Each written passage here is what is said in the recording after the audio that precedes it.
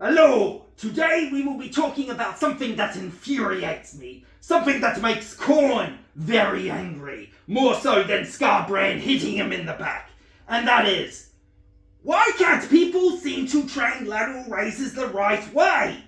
Let's talk about lateral raises and then let's talk about the exterior deltoid. So, starting off, we're going to talk about the mid-deltoid to get that nice round effect. Starting off with the lateral raise. So, I am going to show you what I am seeing people. Now, I'm just going to do this with one dumbbell for training purposes. We got a nice 5 kilo here. Okay? What I am seeing is a lot of people are doing this. Or this. Okay. Let's start off with, what are you training? Because it's not the mid-deltoid, that's for sure. You are hitting more of that interior deltoid here, and as well as that, with the rocking action, you're using your body weight to fling the weight up like a kettlebell. Also as well, you bend your arm so you're not getting the full tension through the arm, because the further range out, the heavier it is going to be. With physics! Come on, people! If we have it a little bit bent like that, that is not as far away from the body. It will be feeling more and more tight and more tension through that muscle if we had it straight.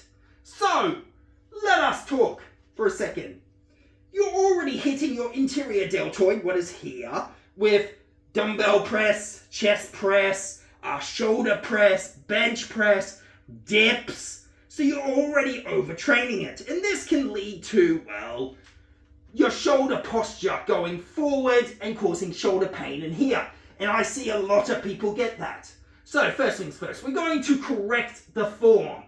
We are going to go, maybe if you have that rocking problem, 1 foot forward, shoulder distance apart, as well as putting our shoulders back, rolling them back, chest out proud, tensioning the core, and we are going to go straight up like that.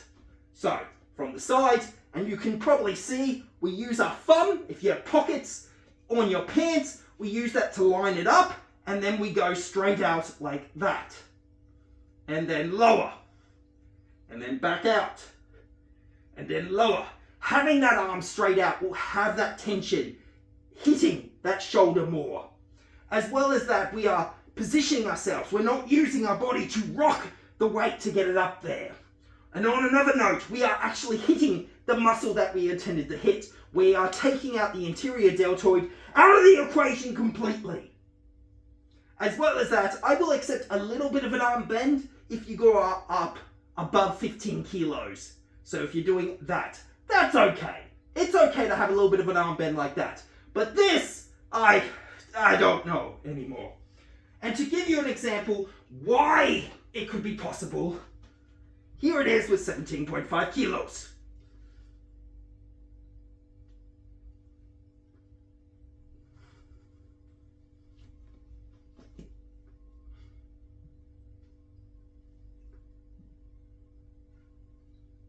Okay, so I've just showed you can still perform it the right way with decent weight. That was 17.5 each arm.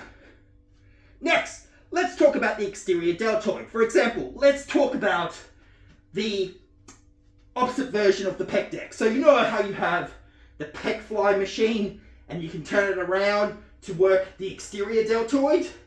I see a lot of people training it in the wrong way. So, to use an example, what I am seeing is basically what people are doing is they're going this way. Now, if you see something kicking in, let me know. Have you guessed what's kicking in yet? What other muscle might be bringing that weight back? If you said your back, then you are correct, my little berserker. You are 100% correct. And this is what happens. The back takes over of the movement and the exterior deltoid, this tiny muscle, what causes so many issues if not trained properly or strengthened. So how do we fix this? Well, first things first. Let's use that machine for example. So your chest is up against this. Well, first things first, you want to have yourself at a height level where you bring the shoulders back like this, and then you can bring them forward. Once we bring them forward, we are taking the back out of the equation. Then we want to stop as soon as we feel the end of the tension and hold for about 2 to 3 seconds at the top and bring it back down. So we don't have them back. We're not kicking in the whole way to allow the back to kick in. What we are doing is we are only going to this point here, because once we pass this point, the exterior deltoid gets a bit of help with the back.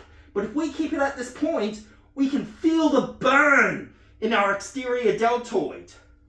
So for example, this is it doing it when you do full range. Your back kicks it. This is it.